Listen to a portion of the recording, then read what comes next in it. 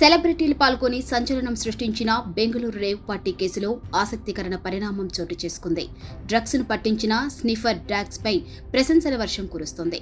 స్వయంగా Bengaluru police commissioner Dayananda సునకాలకు సన్మానం చేయడం సర్వత్రా చర్చనీయాంశంగా మారింది. బెంగళూరులోని హెబ్బాగోడి ప్రాంతంలో ఓ వ్యాపారవేత్తకు చెందిన ఫామ్ హౌస్ లో మే 19వ తేదీన బర్త్డే పార్టీ ముసుగులో రేవ్ పార్టీ జరుగుతుందన్న సమాచారం అందుకున్న ఎలక్ట్రానిక్ సిటీ పోలీసులు మెరుపుదాడులు చేశారు. అయితే రేవ్ పార్టీ భగ్నం చేసిన పోలీసులకు అక్కడ డ్రగ్స్ ఏమీ దొరకలేదు. వెంటనే K9 స్నిఫర్ డాగ్స్ ను రంగంలోకి దించారు.